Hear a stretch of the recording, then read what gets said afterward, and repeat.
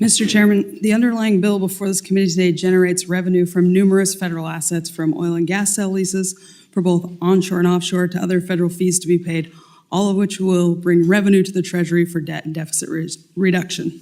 Naturally, it makes sense to also look at federal assets that can generate revenue from other non-mineral related federal lands. And we can do this without impacting any specially designated lands or other conservation related lands. Not all federal lands have the same value. Some should not be available for disposal. We all agree on that. However, in both Democratic and Republican administrations, for decades, we've been disposing of appropriate lands in a manner that's consistent with what I propose to do here. This has taken place in the Biden, Trump, Obama, Bush, and Clinton administrations.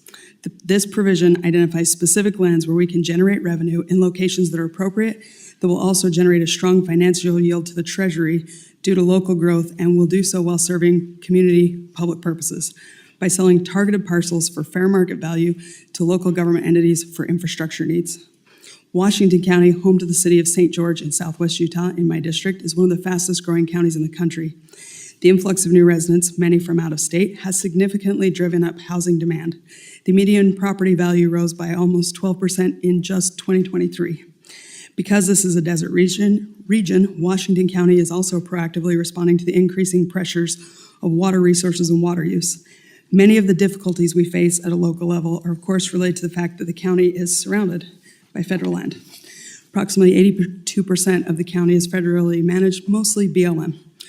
The high percentage of federal lands impacts the local government's ability to work on economic and transportation development, manage natural resources, and fully take advantage of recreational activities. Due to these challenges, I've offered an amendment with my colleague that selects over 60 targeted regional parcels totaling a little over 10,000 acres to be conveyed to the Water District, the City of St. George, and Washington County at fair market value.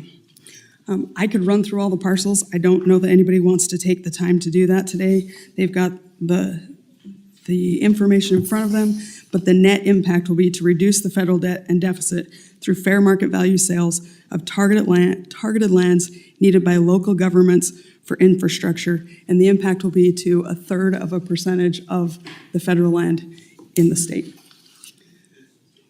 And with that, I yield back to my colleague from Nevada.